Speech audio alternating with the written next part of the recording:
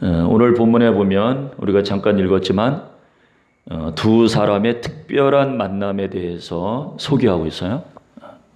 두 사람의 특별한 만남. 사실 상식적으로 생각하면 불가능한 일이에요. 상식적으로는 일반 사회에서는 이루어질 수 없는 그런 미팅인데 그런 특별한 만남이 이루어졌습니다. 그 둘 중에 한 사람은 어떤 사람인가 하면 그 당시 이스라엘을 지배하고 있던 적대국인 로마, 이탈리아의 장교죠. 군대 장교인 고넬료라고 하는 사람이고, 그리고 또 한 사람은 이제 그 로마의 황제를 거부하고 오직 하나님만 믿는 베드로와의 만남이에요.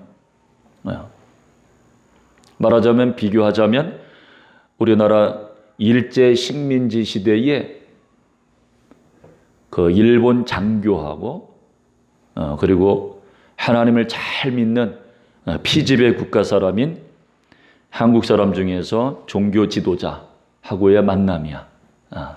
그러니까 사실 만날 일도 없고 불가능한 일이죠. 그런 일이 오늘 본문에서 성사된 거야. 참 기가 막힌 일이죠.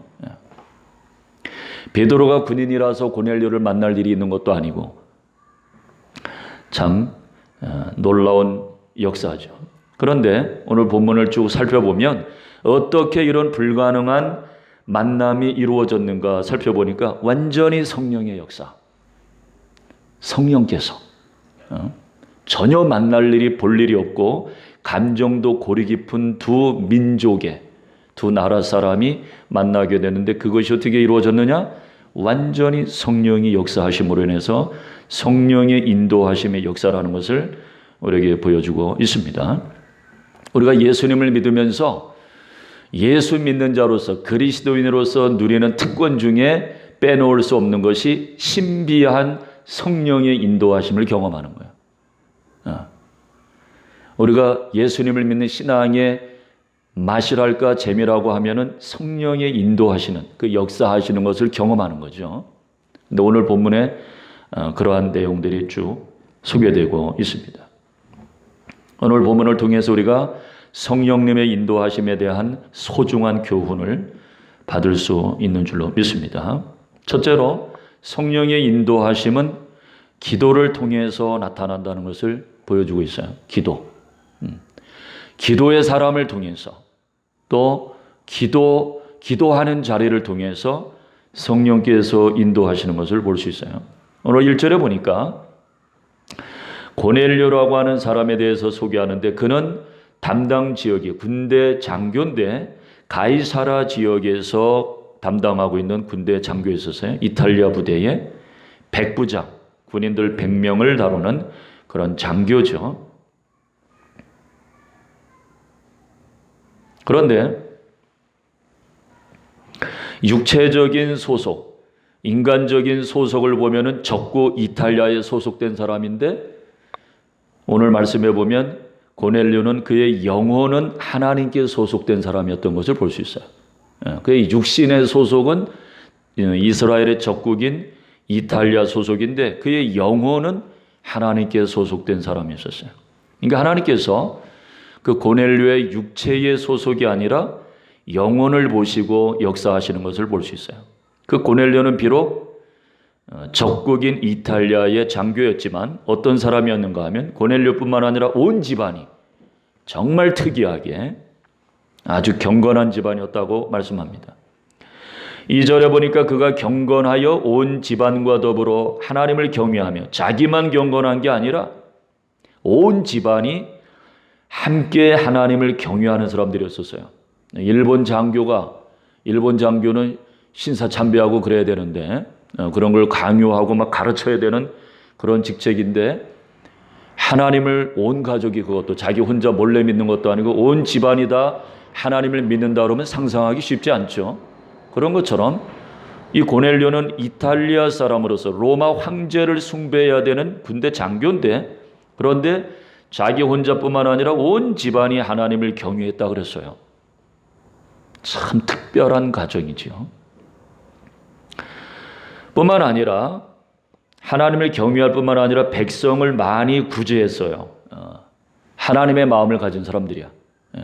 불쌍한 사람들을 돕고 이렇게 실천적인 신앙을 가진 사람들이었죠. 그리고 뿐만 아니라 하나님께 늘 기도해. 그냥 봉사만 하는 게 아니에요. 하나님께 늘 기도해요. 그러니까 이방인이지만 고넬료는 단순히 유대인들이 믿는 하나님에 대한 호기심을 가지고 성경을 연구하는 그런 지식적인 종교인이 아니라 정말로 하나님께 항상 기도하는 기도의 사람이 있었어요. 고넬료는. 이런 사람 거의 찾아보기 힘들겠죠. 그런데 그러한 가정이었었어요. 고넬료가. 하나님을 믿을 수 없는 그런 환경 가운데 있는 사람인데 하나님의 그 고넬료 가정에 은혜 주셔서 온 가족이 그러한 아주 경건한 하나님을 신실하게 믿는 그런 신앙의 가정이었었어요. 단순히 그는 강대국의 장교 가정이 아니었었어요. 온 가족이 고넬료를 비롯해서 하나님께 대한 갈망과 목마름이 있는 그런 사람이었습니다. 그러니까 딱 벌써 2절만 봐도 하나님이 그 집안에 은혜를 주시겠구나 금방 알 수 있어요. 그렇죠? 이런 집안에 이런 사람에게 은혜를 안 주시면 어떡하겠어? 그러니까 다 우리가 봐도 우리 수준으로 봐도 야 고넬료에게 은혜 주시겠구나.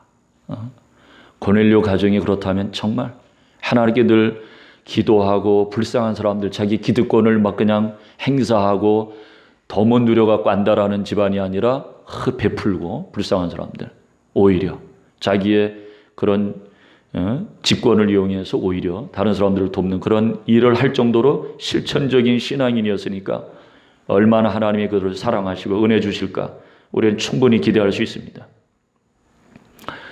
그 당시 이탈리아는 힘을 추구하던 나라죠. 힘을 추구하던 시대인데 오히려 가족 전체가 하나님을 갈망해 하나님을 가까이 하고 어쩌면 힘을 추구하던 강대국의 장교로서 하나님이라고 하는 신을 믿는 게 정말 연약하고 나약한 어리석은 일이라고 여겨질 수 있어요.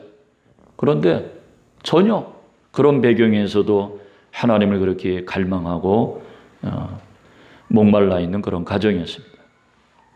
그것도 더군다나 자기네가 지배하는 그 민족의 하나님인데 신인데 하나님의 특별한 은혜가 있었음을 볼 수가 있습니다.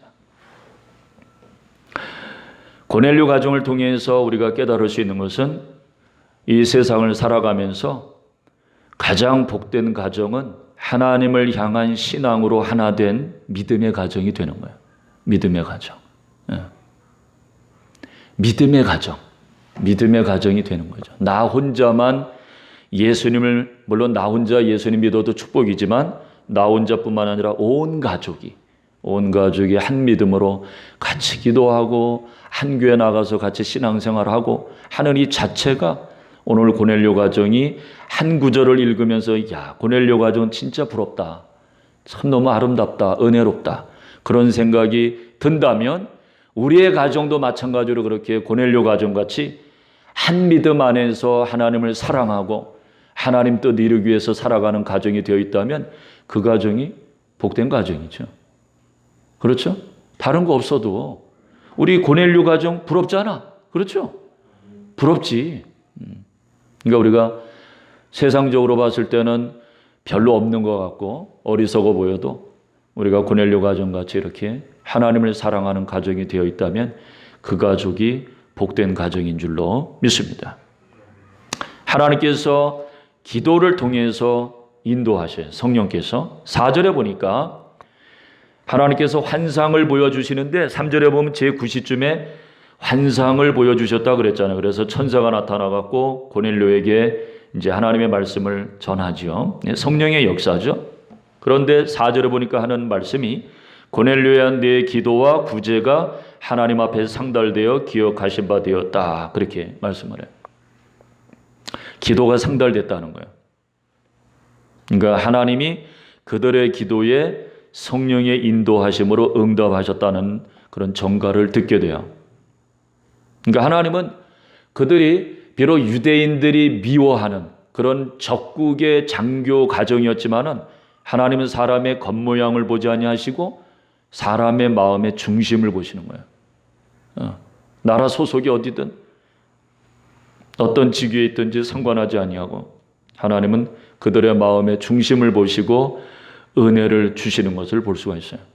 우리 각자에게도 마찬가지죠. 우리 각자가 어떤 중심을 가지고 사느냐에 따라서 하나님이 복을 주시는 거예요. 세상 사람들이 나를 어떻게 보든지 그것이 중요한 것이 아니죠. 그러므로 우리가 온 가족이 무엇보다도 한 믿음으로 살도록 힘쓰고 또 그것을 복으로 알고 그러한 여건을 주신 하나님께 감사하는 우리가 되어야 될 줄로 믿습니다. 둘째로 또 한 사람은 누구냐? 시몬 베드로죠. 시몬 베드로. 고넬료가 항상 기도하는 기도의 사람이었듯이 베드로도 마찬가지로 당연히 사도 베드로는 더 기도하는 사람이었겠죠. 오늘 9절에 보니까 이튿날 이제 고넬료에게 성령께서 천사를 보내셔서 이렇게 말씀을 듣게 하셨죠. 그런 다음 날 이제 베드로에게 나타나시죠. 베드로에게 역사하시죠. 그때 베드로는 기도하려고 지붕에 올라갔다 그랬습니다. 지붕에.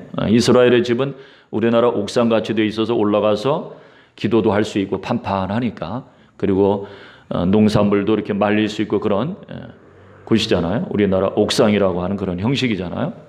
근데 베드로도 기도의 사람이었던 것을 볼 수가 있습니다. 그러니까 성령의 인도하심은 어떻게 나타나느냐? 이렇게 기도 없이는 살 수 없는 기도의 사람들에게 또 그들의 기도를 통해서 성령의 특별한 인도하심이 나타나는 것을 볼 수가 있습니다. 그러므로 우리가 성령의 신비한 인도하심을 경험하기 원한다면 무엇보다도 기도하기를 힘써야 할 줄로 믿습니다. 이렇게 성령의 인도하심은 기도를 통해서 나타납니다. 둘째로 성령의 인도하심은 음성으로 말씀으로 임하죠. 오늘 3절로 9절에 보면 성령께서 천사를 통해서 고넬료와 대화를 하시죠. 그동안의 고넬료의 신앙 생활에 대해서 인정하시고 그리고 이제 베드로를 소개하시죠. 베드로를 사람들을 욥바에 보내 시몬 베드로라고 하는 사람을 청하라 그렇게 말씀합니다. 3절로 6절 말씀해 보면 그 베드로라는 사람 만나본 적이 없죠. 뭐 이름은 한 번쯤 들어봤을지 모르겠어요. 오늘날과 같이 인터넷 시대라서 무슨 사진을 보고 그러는 시대는 아니니까. 그래서 시몬 베드로가 어디 있는 줄 알고 찾아요. 근데 성령께서 구체적으로 해변가에 무두장이 가죽을 가공하는 시몬이라고 하는 사람이 있다. 근데 그 집에 있다. 이렇게 구체적으로 말씀을 하셨어요. 그러니까 하나님께서 성령을 통해서 우리를 인도하실 때 우리에게 성령의 음성을 들려주시는데 그 성령의 음성은 모호하고 추상적인 게 아니라는 거죠. 아주 구체적이고 그리고 확인 가능하도록 그렇게 말씀을 주신다는 거예요. 우리의 삶 속에서 아마 그런 은혜가 있었을 것이고 앞으로도 계속해서 그런 은혜가 있기를 소원합니다. 하나님의 음성, 성령의 음성을 듣는 것이야말로 놀라운 축복이죠. 놀라운 축복이에요. 우리가 성령의 음성 듣기를 사모해야 될 줄로 믿습니다. 고넬료에게만 말씀으로 임하신 것이 아니라 베드로도 마찬가지죠. 베드로도 13절 이하에 보면 이제 하늘에서 공중에서 각종 짐승들이 담긴 그런 큰 보자기 갖고 네 귀를 메어 땅에 들이웠더라. 무슨 바구니 같은데 그릇에 각종 동물들이 짐승들이 담겨 있는 그런 그릇이 내려오는데 베드로가 보니까 율법에 의하면은 먹을 수 없는 잡아먹을 수 없는 그런 짐승들이었죠. 전부 다. 그래서 베드로가 잡아먹으라는 말씀에 먹을 수 없습니다. 그러니까 성령께서 쭉 설명을 하시죠. 그런데 그 요점은 뭐냐면 이제 사도 베드로가 유대인으로서 율법에서 금하는 것처럼 이방인들에게 나갈 수 없다라고 막혀있는 그 마음을 열어주시기 위해서 하나님이 열어주신 것을 하나님이 먹게 하신 것을 먹을 수 없다 말할 수 없다 하신 것처럼 마찬가지로 여기서 짐승은 유대인과 그리고 비유대인들을 말씀하는 거죠. 그래서 유대인들에게 복음을 전할 수 있도록 그 마음을 열어주시는 거죠. 그래서 음성을 주셔요. 그래서 그동안의 편견과 그리고 전통에 사로잡혀 있는 베드로의 그 편견을 깨시고 그리고 주님의 마음을 품게 하시기 위해서 성령으로 임하시는 것을 볼 수가 있어요. 그러니까 성령의 인도하심은 기도를 통해서 나타나게 하시고 뿐만 아니라 성령의 음성을 통해서 인도하시는 것을 볼 수가 있습니다. 우리가 성령의 음성을 들으면 깨달음이 임하죠. 깨달음이 임해요. 우리가 편견과 사람의 생각에 잡혀있던 것이 오히려 깨트려지고 새로운 깨달음, 더 깊은 깨달음을 얻게 하시고 그 깨닫는 만큼 우리의 심령도 더 열려지는 것을 볼 수가 있습니다. 사람의 생각을 버리고 주의 뜻을 품게 하시는 그런 경험을 하게 하십니다. 우리가 살면서 여러 가지 아픔들을 경험할 수가 있어요. 피해의식을 경험할 수가 있고 그런데 많은 부분에 있어서 우리가 가진 오해와 편견에 사로잡혀서 마음이 좁아지고 또 마음이 다칠 때가 사실 많습니다. 그런데 성령의 인도하심을 따라서 음성을 듣게 되면 우리의 깨달음이 열려지게 되고 마음도 넓혀지는 것을 경험해요. 이를 위해서 우리가 날마다 하나님 앞에서 기도하면서 성령의 인도하심을 구하는 그런 삶이 되어야 될 줄로 믿습니다. 성령의 음성이 우리에게 임하면 우리의 생각을 넓혀주시고 우리의 마음을 넓혀주시는 역사가 있는데 그것이 바로 성령의 인도하심인 줄로 믿습니다. 그래서 성령의 음성을 듣게 되면 우리의 마음이 바뀌고 마음이 바뀌면 인생도 바뀌는 거죠. 마음이 바뀌면 인생이 바뀌어요. 그죠? 우리의 마음이 어떠하냐에 따라서 우리의 인생도 그렇게 돼. 마음이 좁으면 우리의 사는 인생도 좁아지고 그렇게 돼요. 넓으면 우리 인생도 넓혀져요. 그런데 우리의 좁아진 마음, 닫힌 마음을 누가 열어가시느냐? 성령께서 깨닫게 하시고 음성 들려주셔서 인도하시는 줄로 믿습니다. 그러므로 우리가 성령의 인도하심을 받기 위해서 세상의 여러 가지 편견과 사상, 세상의 소리에 민감한 것이 아니라 우리의 심령 가운데 들려주시는 성령의 음성에 민감한 그런 사람이 되어야 할 줄로 믿습니다. 마지막으로 셋째로 성령의 인도하심은 그 결과가 선하고 은혜로워요. 이것이 성령의 인도하심이다라고 인정이 되는 경우 돌아보면 다 결과가 선하고 아름다워. 은혜로워. 하나님이 하셨구나. 라고 인정할 수밖에 없어요. 성령의 인도로, 성령님의 인도로 고넬료 가정과 베드로 간에 연결이 됐어요. 서로 불가능한 만남이었는데 성령께서 그들을 연결해 주셨어요. 그러니까 성령의 인도하심은 그 결과가 선하고 아름다운데 그 인도하심은 무엇이냐? 만남이야, 만남. 사람 간의 만남. 만남을 통해서 그런 아름다운 결과들을 만들어내세요. 고넬료는 복음이 필요한 사람이었고 베드로는 그들에게 복음을 알려줄 수 있는, 도움을 줄 수 있는 사람이었어요. 그래서 도움이 필요한 자와 도움을 줄 수 있는 자를 성령께서 중간에 연결해 주신 것이죠. 그러니까 성령의 인도하심은 이렇게 아름답고 선한 은혜로운 결과가 나타나는데 대부분 사람 간의 연결로 나타나는 것이죠. 사람을 만나게 해주셔. 사람을. 불가능한 만남도 가능케 하시죠. 우리 인생을 돌아보면 사실 거의 대부분이 앞으로도 마찬가지겠지만 사람 간의 만남이야. 인생을 보면은 사람 간의 만남이야. 결국은 아주 산속에 가서 혼자서 도 닦고 사는 사람 아니라면 결국 사회 속에서 살면서 만들어지는 인생은 결국 사람 간의 만남이죠. 어떤 사람을 만나느냐에 따라서 화도 될 수 있고 복도 될 수 있어요. 그렇죠? 어떤 사람을 만나느냐에 따라서 그 만남으로 인해서 내 인생이 화가 될 수도 있고 복이 될 수도 있어요. 그러니까 만남을 통해서 우리 인생이 좌우되는 것을 우리가 경험을 통해서 알 수가 있습니다. 그런데 우리가 기도할 때 성령께서 은혜롭고 복이 되는 만남으로 이끌어 주신다는 거예요. 고넬료가 베드로를 만날 줄을 어떻게 알았겠어요? 베드로가 고넬료를 만나서 그 가정에 복음을 전해서 그 가족과 친척이 이웃 사람들이 다 예수님 믿게 될 줄을 누가 알았겠어요? 그런데 그런 귀한 만남을 성령께서 인도해 주셨다는 것이죠. 그러니까 우리 사람으로서 우리가 해야 될 중요한 일은 무엇이냐? 자기 생각과 계획이 아니라 성령의 인도하심에 민감하게 반응하는 거죠. 성령의 인도하심에. 우리가 성령의 인도하심을 잘 따라가면 그 인도하심을 따라서 아름다운 만남의 역사가 일어나게 될 줄로 믿습니다.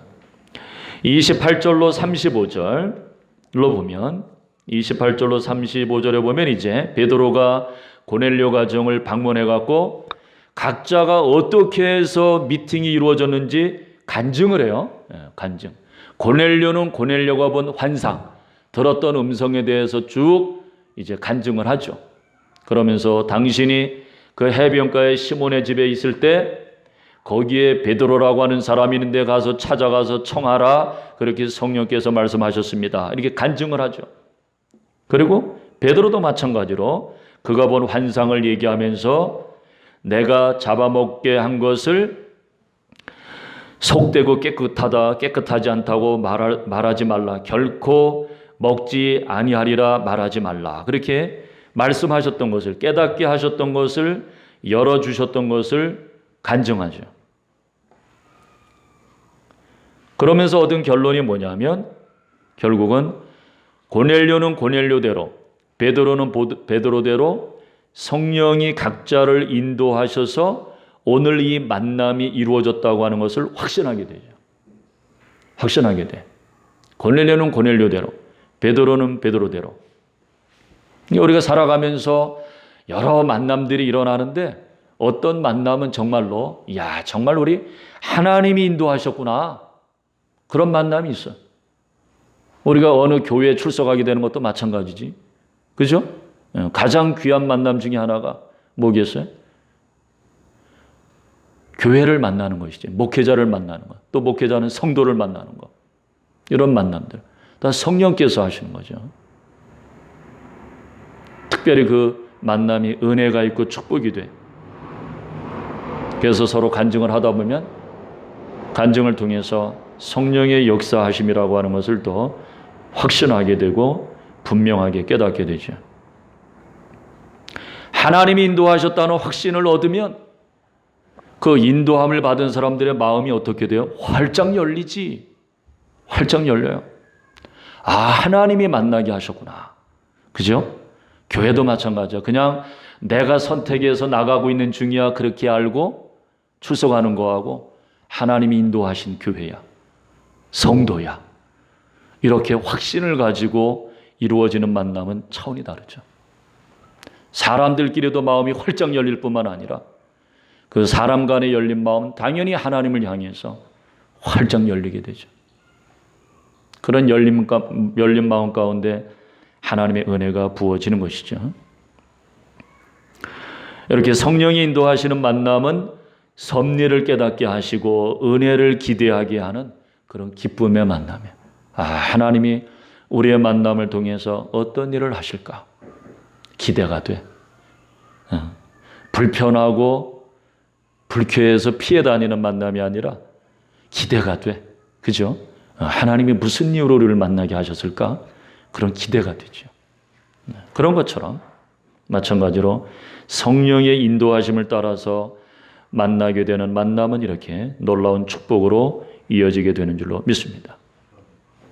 모든 과정을 성령이 인도하시면 모든 과정을 형통하게 하시고 순조롭게 하시죠. 물 흐르듯 역사하셔. 억지가 아니야, 억지가. 강제도 아니고. 돌아보니까 정말 순조롭게 그냥 자연스럽게 이루어진 일이야. 정말로. 그것이 성령이 인도하시는 만남이죠. 그런 만남은 반드시 아름답고 복되고 은혜로운 만남이 될 줄로 믿습니다. 이렇게 성령의 인도하심 가운데 이루어진 만남 가운데 44절 이하에 보니까 이제 고넬료 가정이 가족과 친척과 주변 사람들 다 모아가지고 집회가 벌어집니다. 그래서 베드로가 말씀을 전하기 시작하죠. 그런데 이렇게 성령께서 인도하신 만남 가운데 성령의 역사가 나타나요. 44절에 보니까 베드로가 이 말을 할 때 성령이 이 말씀을 듣는 모든 사람에게 내려오시니 그랬어요. 성령의 인도하심으로 이루어진 만남 가운데 성령의 은혜가 부어졌다라고 말씀하고 있습니다. 마침내 이방인 신자들 가운데 성령 세례가 부어지게 되죠. 고넬료 가정뿐만 아니라 우리에게도 우리의 삶과 또 하나님의 일을 행하는 가운데 이와 같이 우리가 기도하기를 힘쓰고 성령의 인도하신 가운데 있으면 성령께서 우리에게 이렇게 고넬료와 베드로의 만남을 통해서 부으신 축복들과 같은 아름답고 은혜로운 그런 삶의 열매들이 나타나게 하실 줄로 믿습니다.